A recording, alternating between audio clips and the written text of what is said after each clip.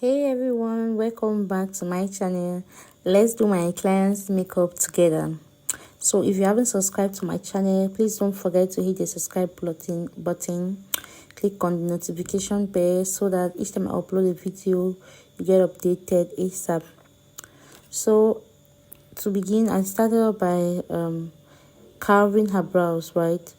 I wanted everything to be in place. So to carve her brows, I used my brush the those her natural lashes upward. Then I use my scissors to kind of like trim the edges of the those ones that are hanging, right? So I use my scissors to trim the edges. Then I use now my blade to just make sure I put everything in place. Then after that, I now begin with the makeup proper. So I'm using my Aventure Micellar cleansing water with the aid of my soft care baby wipe to clean her face. Make sure every dirt is removed from her skin. Everything is sitting in place. Then I use my fan to dry it up. So when you are doing your face prep routine, make sure you dry every product up before moving to the next. So for moisturizer, I'm using my Moist Essence moisturizer as always. I just make sure I use my fluffy brush to press in the moisturizer. Make sure I apply generous quantity of the moisturizer. When it comes to your face prep, moisturizer goes around the under eye because you want it to be well hydrated, but you don't apply your primer around the under eye because the under eye is a very sensitive area, right?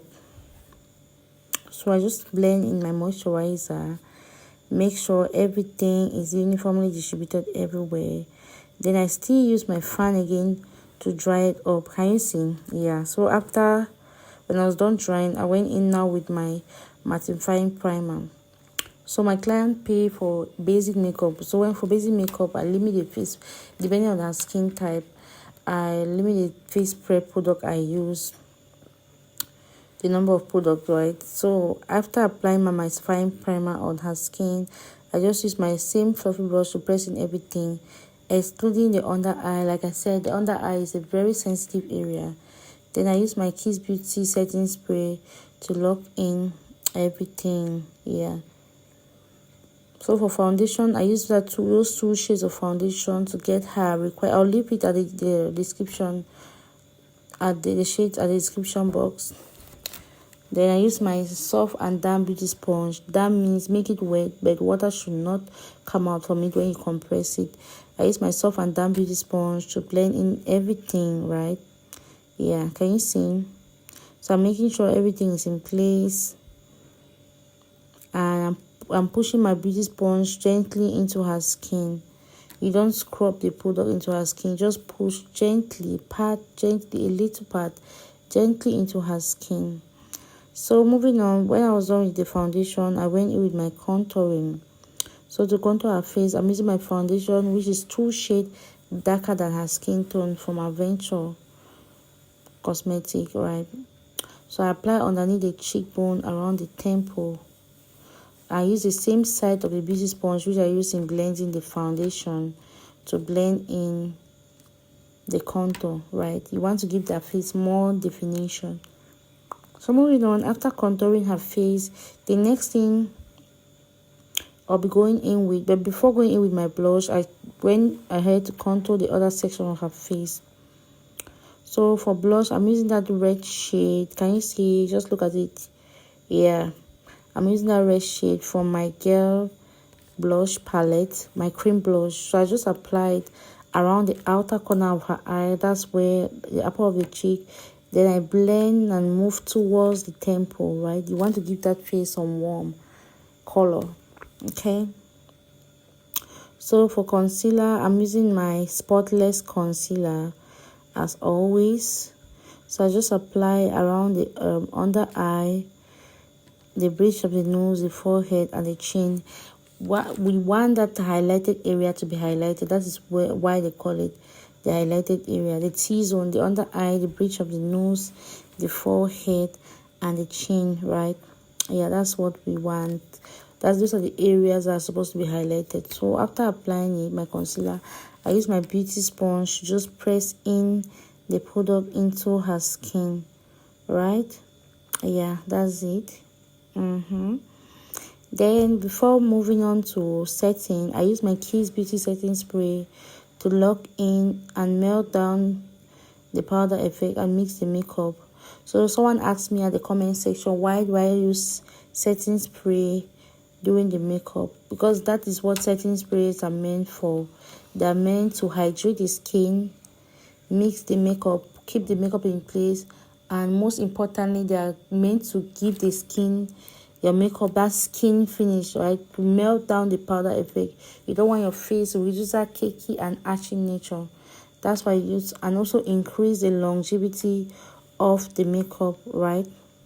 Meanwhile, a fixed spray is what we use at the end of the makeup. That is what will hold the makeup in place, right? It will help your makeup last longer and keep the makeup in place. Yeah. So to set her face, I'm using my Mirac setting powder in the shade Cinnamon. So I'm setting all the highlighted area, only the highlighted area. That is the under eye, the bridge of the nose, the forehead, and the chin. Yeah. So for the rest of her face, I'm going in with my powder for my beauty powder palette, which is equivalent to her skin tone. So I use my fluffy brush to just press in everything into her skin. I'm avoiding the area which I already highlighted. Yeah. So after applying my powder, I went in with my contour. So if you have seen my video for the first time, when it comes to makeup, everything we do cream, we have to go dry. So we did a cream contour to give your face more definition. We're going in now with powder contour, right?